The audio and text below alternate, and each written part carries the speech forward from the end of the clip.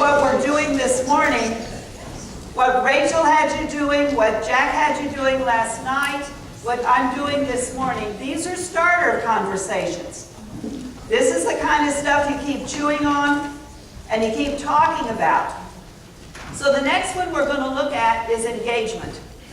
And one of the things that we have in the church today and in most social service is what we would call a silo mentality. You know what a silo is? A silo is a big building. It doesn't have windows. It's got a little door maybe at the bottom. Things can go in and things can come out, but only what's supposed to go into that particular silo goes in it, and only what's supposed to come out comes out. And if it's not what you want in there, it's too bad. And the people that we serve are served by a variety of silos.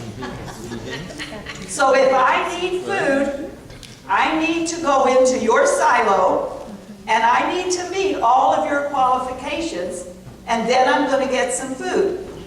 And if I have a problem paying a utility bill, I have to go into your silo, and if I meet your qualifications, I'll get the electric bill paid. And if my rent needs to be done, if I need childcare, if I have a transportation problem, if something's going wrong or I haven't gotten the education piece I need, all these little silos. And so as a person trying to pull myself up, I'm spending a good bit of my time going from silo to silo to silo, usually finding out I don't have quite the right paperwork, and so I need to come back. So how do we as the Catholic community, how do we as service providers end this silo mentality? We're pretty good about, if you've got somebody that needs a couch and they've got a couch, you can make that connection. But sitting down together to look at the safety net in the community and say, where are the holes, where are the hang-ups? And then seeing what you can do about that. Where are the overlaps? How can we make it simpler for the people that we're trying to serve? Anybody in here ever done a poverty simulation? Few people have. I would recommend that you find someone in your community who's doing poverty simulations and have them come and do one for your group, your parish, whatever. Because what happens in a poverty simulation is that I become a person in poverty that has to navigate the system. And all around the wall are all of these little silo places. And I have a little script story that I have to live out. And so I have to be able to get someplace to get the voucher for this and get the voucher for that. And then I'm a single mother and my kid's in trouble at school and I just got a new job over here, but if I go to get the kid out of trouble at school, I lose the job. Gives you a really good understanding of what it's like when all of our social services, all of the things that are supposed to be a safety net, actually becomes cords that strangle. And so we engage together as a social services community to look at how do we make this truly a safety net. And what we're wanting to accomplish is we want to be able to provide a stable floor for people to stand on. Because as long as the ground underneath you is moving, you don't have time, you don't have energy, you don't have mental ability to think about moving forward. You're trying not to fall in a hole. And so as a social service community, we need to provide that stable floor for people. And right now we don't. With our You provide this piece, you provide this piece, you provide this piece. We don't know if those pieces ever work together. We don't have a real good feel for, okay, I give you this. Unfortunately, it makes you ineligible for that. We've got to sit down and talk together about that and plan together. So we can begin that as Catholic social service groups, and we can expand that to all of the social service groups in our community. And in doing that, what we're going to discover in that dialogue is where we can create opportunities and where we identify barriers that need to be removed. So first of all, engaging with each other. As Catholics, the next thing would be engaging our parishes. And Jack gave us an ideal vision of a parish. How do we get from where we are now? What are the practical steps that you and your community need to take to get a parish to be what it could be? And whose responsibility is that? Who leads that? How does that happen?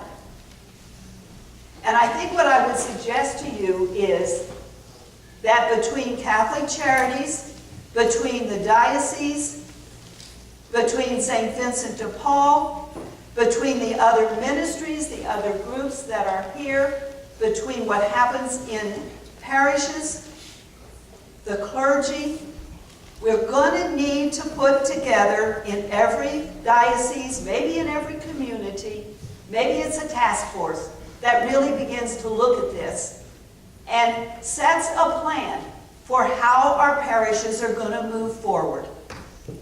And we know that there's going to be some things that need to happen.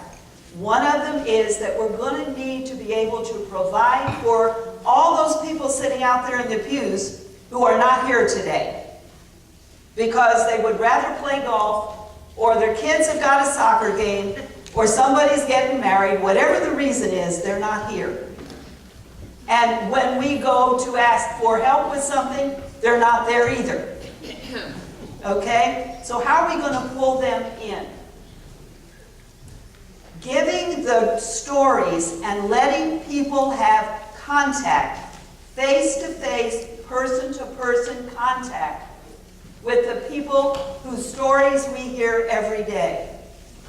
So that may mean, if your pastor is willing, somebody may even be able to stand up, someone who is in poverty or experience a particular situation, may be able to actually stand up before or after Mass and tell their story. Maybe we engage the children in the school, and the children are going to prepare some kind of a little treat bag, some kind of a little emergency bag, whatever it is.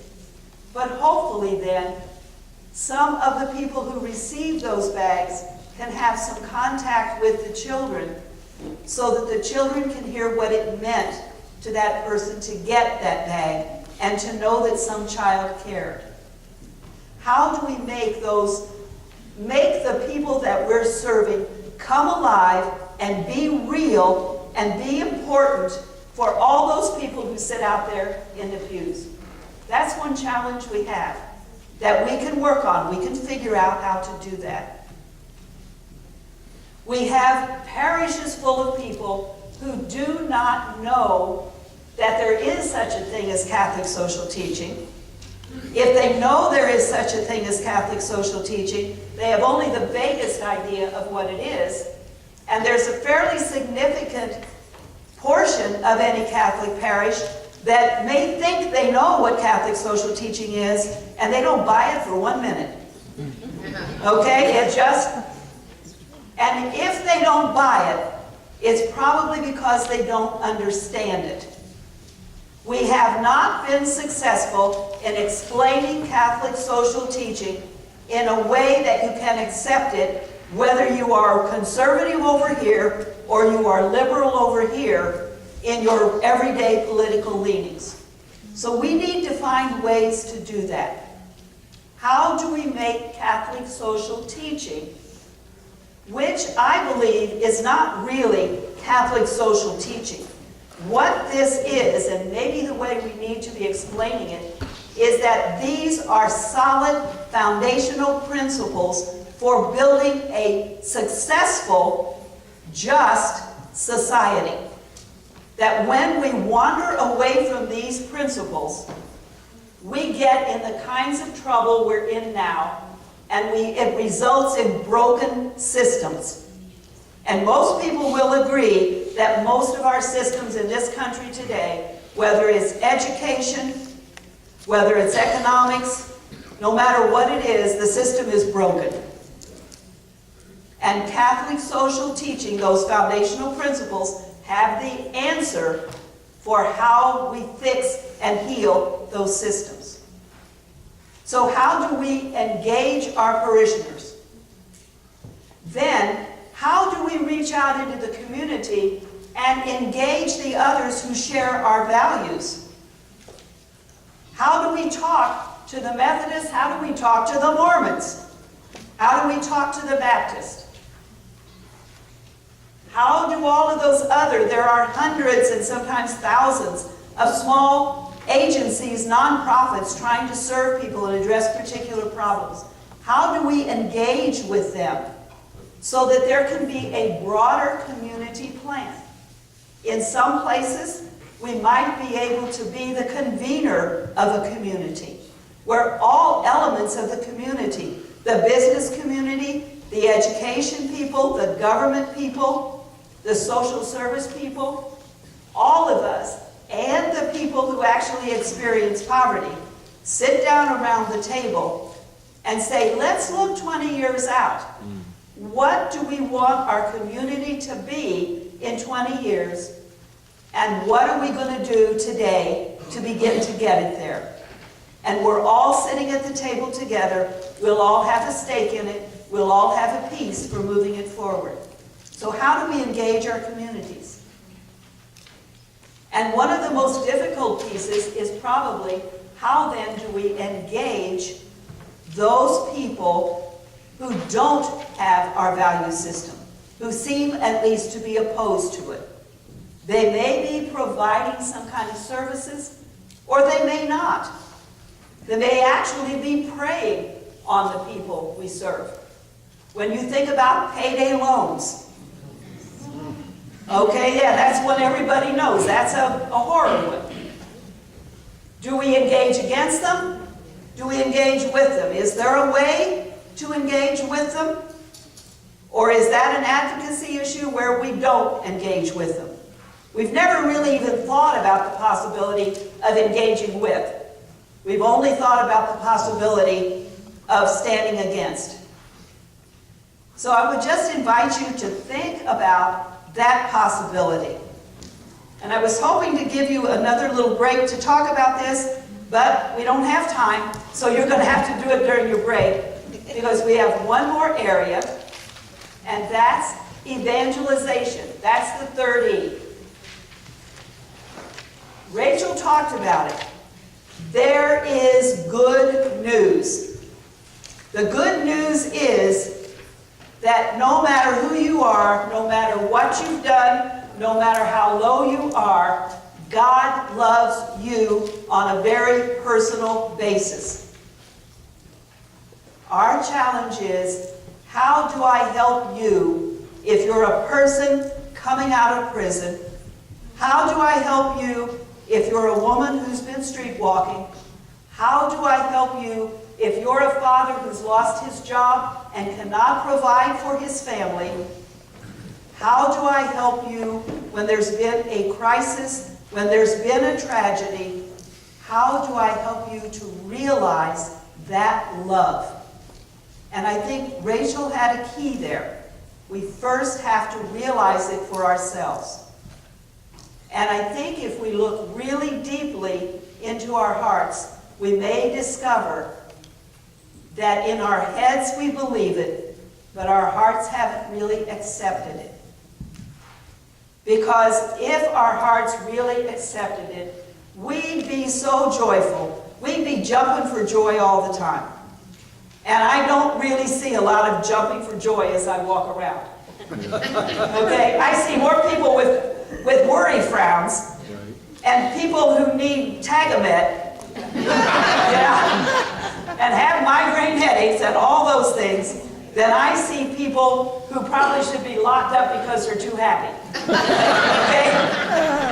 And if we saw St. Francis of Assisi walking around, it wouldn't be long before somebody was giving him some severe medication.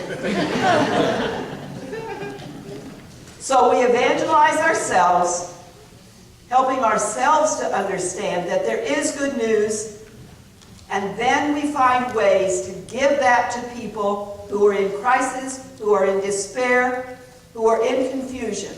All those people who need it, and maybe at one time they had it, but they've lost it. Or maybe they've got it, but it needs to be strengthened. Maybe they've got it in such abundance that they can give some to you. Because that's what I find when I go on my St. Vincent de Paul home visits.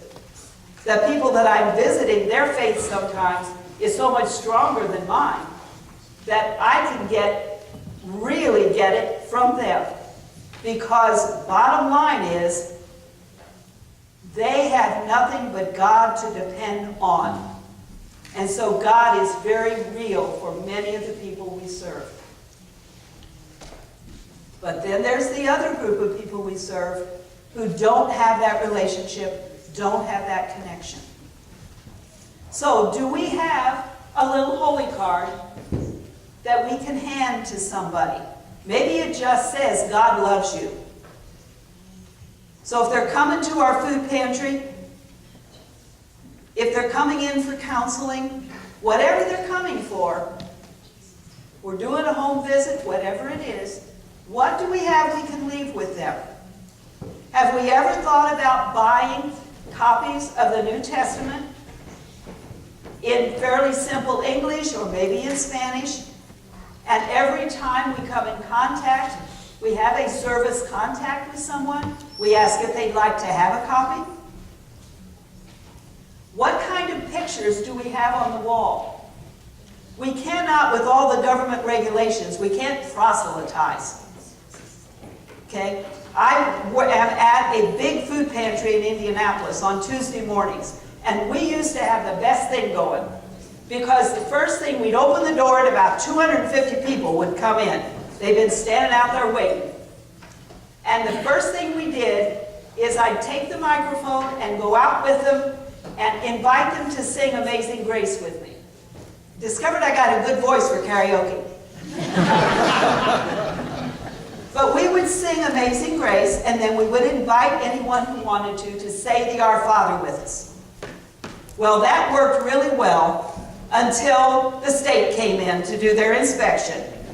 And we were getting word from other food pantries that they were getting closed. Church food pantries were getting closed because that was proselytizing.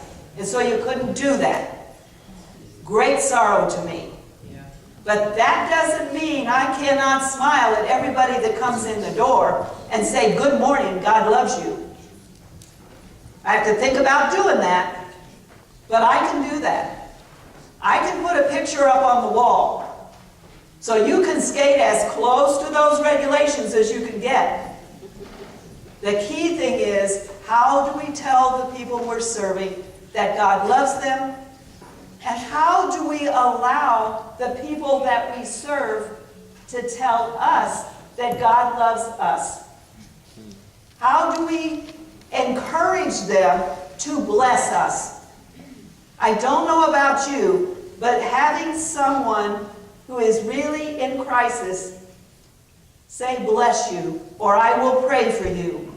I would rather have that prayer than the prayers of people who are healthy, wealthy, and wise.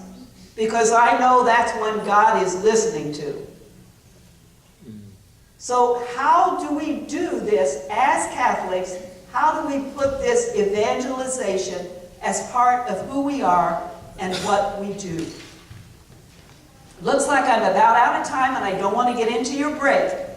I'll be around. And as you're going through the day, talk about these things with each other. Remember, it's empower, engage, and evangelize. And end poverty. Okay?